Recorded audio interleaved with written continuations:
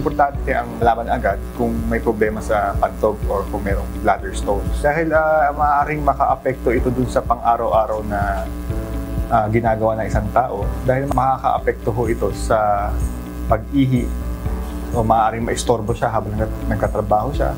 Ang pag-ihi ay natural sa ating sistema, ngunit kung may bato sa pantog, maaari itong magdulot ng seryosong problema sa kalusugan. Ayon kay Dr. Alfonso Florentino, isang urologist mula sa Makati Medical Center, ang bladder stones ay mas karaniwan sa mga kalalakihan pero maaari ring maranasan ng mga kababaihan. Mas common ito sa kalalakihan pero nagkakaroon din ho ang mga kababaihan. Ang nagkataon po na mas common sa mga kalalakihan dahil meron po prostate ang lalaki. Kadalasan nabubuo ito pag nag-crystallize yung mga sediments and minerals dun sa isang ihi na concentrated.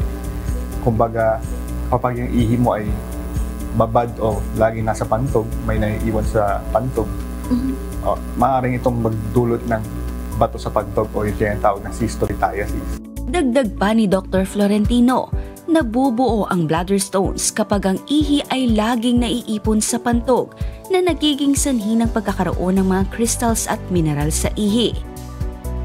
At kung hindi agad maagapan, maaaring magdulot ito ng mas malalang komplikasyon na maaaring makasira sa kidney. When you say maapektuhan na, yan yung mga tataas no ang creatinine, magkakaroon ho ng mga tinatawag na acute kidney injury. Ibig sabihin ho, meron hong damage na nangyayari sa kidneys natin. Lagi ko na sinasabi, talagang damihan lang po ang inom ng tubig. At huwag nyo hong ipon ang ihi ninyo sa pantog. At para sa iba pang impormasyon ukol sa bladder stones, tunghayan ang programang Doctors on TV this Sunday, 7 a.m. only here at UNTV. Kichi Cipriano, UNTV News and Rescue. Diyos ang aming sandigan, serbisyo publiko ang aming pinahalagahan.